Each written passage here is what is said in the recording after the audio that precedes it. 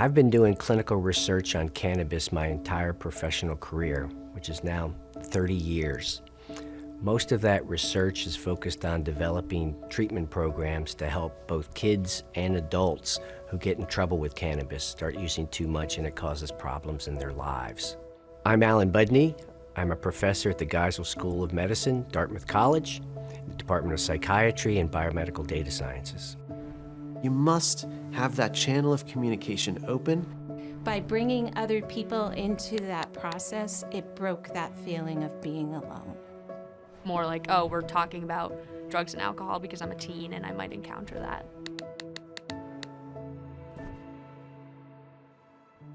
So marijuana, or cannabis, as I may refer to it quite a bit in this interview, how it affects the body is an interesting question. And I think before I answer that, what I think is important is that we clarify what we mean by cannabis or marijuana, because nowadays there are lots of products out there.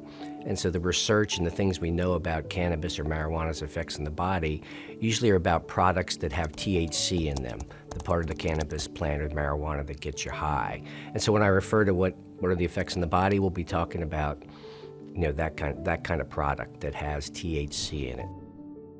For youth, the primary concern about the effects of cannabis on the body are actually on the brain, which is part of the body. And we know very clearly from a lot of neuroscience research now, when we study what happens when somebody uses cannabis, is that it impacts the brain, and it doesn't do anything good.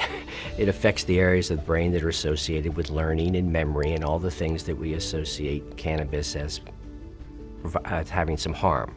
So it interferes with learning, interferes with memory, interferes with attention, all those kind of things. And what that translates with to youth is that the performance, how they learn in school, what grades they get, how much time they put into it, are all impacted.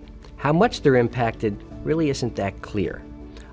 What I like to remind people of is that all it affects the brain directly and it affects your ability to learn, probably more importantly in terms of schoolwork and ability to learn generally, is that if you're getting high fairly often, you stop doing the behaviors, which is studying, going to school, paying attention in school. All those things suffer. And so your grades might go from being an A or B student down to a D or an F student. And most of that is probably because you're just not doing the schoolwork, not caring anymore, versus your brain power is gone. You may lose a little bit of brain power, obviously that's not good, but the more important effect in terms of your performance is probably due to your behavior change. One important thing to consider when you're trying to understand the effects of cannabis on the body, the brain, is how people use cannabis. Cannabis can be smoked, it can be vaped, it can be eaten through edibles. Those are the three primary ways people use. And depending on how you use it, it can have different effects or have different impacts on the body. For example, if you smoke cannabis, burn it, combust it like a tobacco cigarette, you release the carcinogens. And it has lots of carcinogenic properties. Vaping cannabis gets rid of the concern about the carcinogens. Vaping is a way to have cleaner compounds go into your lungs. But what we don't know about vaping is what it does itself to your lungs. It can potentially do some damage as well. And there was a scare a while ago about some vaping some cannabis products that were causing some serious problems to the lungs. And we don't know about what the effects of chronic vaping are. So it could turn out that if somebody starts vaping when they're 15 years old and they vape every day for the next 20 years, it could be something just as bad as tobacco smoke. But we don't know anything yet because vaping has just started in the last 10 years. You have to be concerned about that. Edibles, eating cannabis, the effects there, what you have to worry about there is when you eat a substance, including eat a cannabis product, it takes longer to have the effects come on. So you could eat a gummy bear, or a piece of chocolate, or a brownie that has cannabis in it, but you might not feel the effects for at least 45 minutes, maybe longer if you've just eaten something. And so you may decide, it's not doing anything, and you could eat more. And then now you have twice as much cannabis in you. And now all of a sudden you could get really intoxicated, but it doesn't hit you till 3 hours later.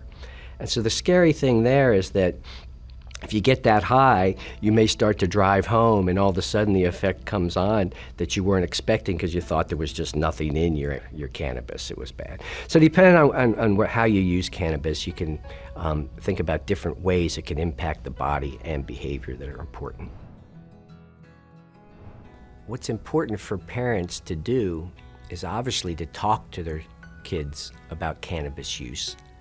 And everybody knows that. But what do they talk about? I wish I had all the answers, but I think it's very important to start nowadays with definitely risks versus benefits. And I think parents need to educate themselves about that because there's a lot of, well, I'll call it propaganda out there or misconceptions about cannabis, but they need to have serious talks about risks versus benefits because kids are evaluating those. Whether or not they want to use and what it's good for, what it's bad for. So for parents and kids, you need to have that discussion and be very wary of that. We know alcohol can be very dangerous. For some reason, we don't think of cannabis that way many times, but it definitely works in exactly the same way.